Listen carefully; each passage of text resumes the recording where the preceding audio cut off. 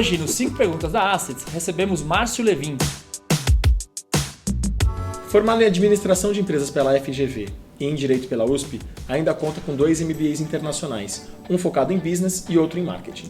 Com muita experiência em novos negócios, M&A e RI, o executivo nos conta quais são os principais desafios do setor de infraestrutura no Brasil e também quais são os aspectos comportamentais e técnicos que ele considera essencial na formação do executivo de finanças.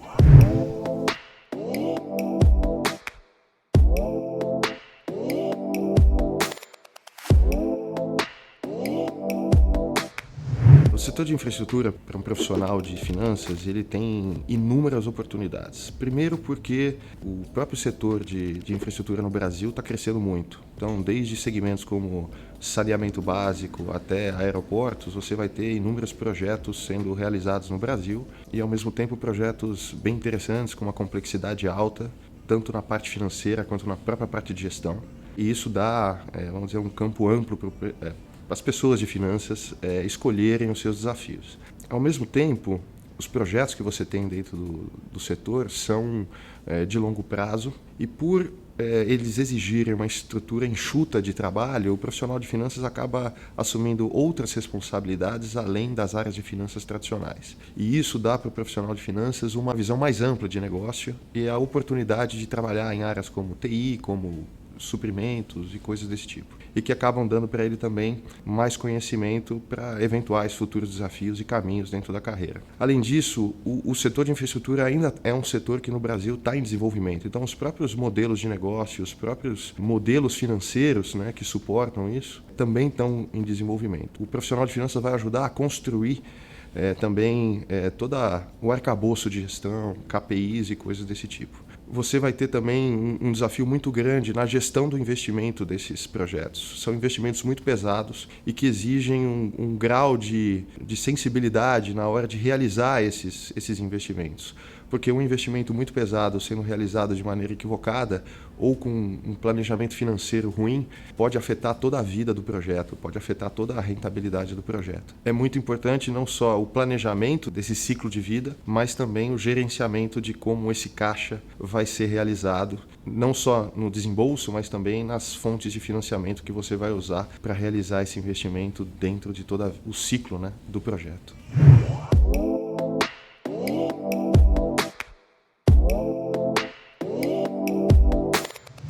Na minha visão, as prioridades não mudam muito. Acabam sendo alocação de capital, como você vai fazer a gestão da companhia na sua área financeira, a parte de tesouraria. Como qualquer CFO ou qualquer empresa, seja ela privada ou pública, ela vai ter provavelmente as mesmas prioridades, dependendo, obviamente, da estratégia de cada uma, se é de crescimento, se é de reestruturação, assim por diante. A empresa que tem uma parte de capital público, ela tem que ter uma atenção um pouco maior do seu processo de governança e do seu processo decisório, dado que você também acaba tratando com um pouco de recursos públicos. Então, esse processo ele tem que ser muito estruturado, com uma governança muito sólida, para que todas as partes que precisam ser envolvidas dentro desse processo decisório sejam envolvidas. Então, a governança dessa empresa, ela tem que ser talvez um pouco mais robusta do que uma empresa privada ou uma empresa familiar, para que esse processo decisório também seja bastante inclusivo.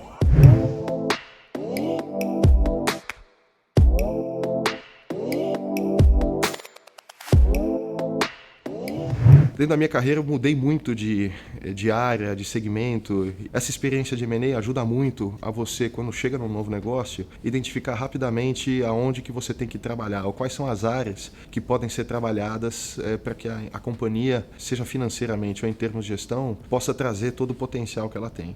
E o M&A ajuda muito isso, porque você tem que identificar isso rapidamente e saber quais são os pontos que podem dar certo ou dar errado dentro daquela aquisição.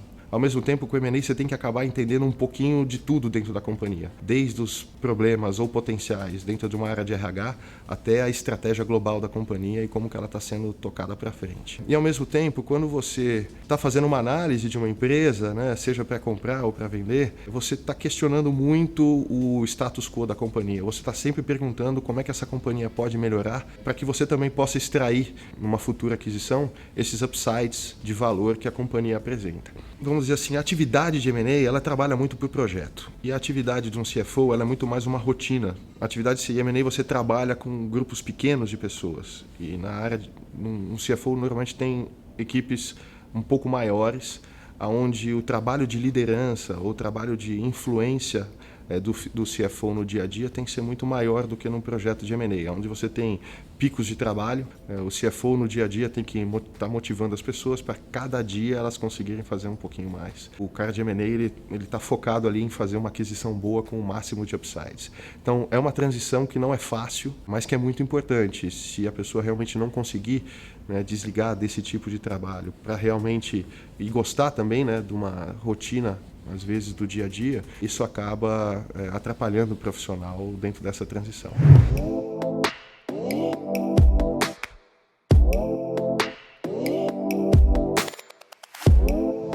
O profissional de RI, ele tem que, obviamente, tecnicamente, tem que conhecer o funcionamento dos mercados de capitais. Acho que isso é o básico e essencial. Mas ele tem que, primeiro, conseguir identificar quais são os principais drivers de negócio que são importantes para o mercado. Esses drivers vão ser, mais ou menos, os pontos de referência que o mercado vai tomar para investir ou não dentro da companhia. E ele tem que dominar esses drivers e saber aonde que esses drivers, com determinados movimentos da companhia, vão ser afetados. Então, é muito importante que ele identifique isso rapidamente e comece a trabalhar tanto com informação quanto com comunicação desses pontos junto ao mercado. Ao mesmo tempo, eu acho que é importante para o profissional de RI conseguir traduzir questões complexas, que no setor de infraestrutura e setores regulados existem muitas, de uma maneira fácil para que o mercado consiga entender essas questões e como elas afetam o negócio. Eu acho que isso são as duas principais características que vão ajudar ele a fazer uma comunicação efetiva junto ao mercado, para que as pessoas que vão investir também tenham, vamos dizer assim, o entendimento completo, quais os impactos, sejam da economia, sejam de movimentos regulatórios, que vão afetar o negócio.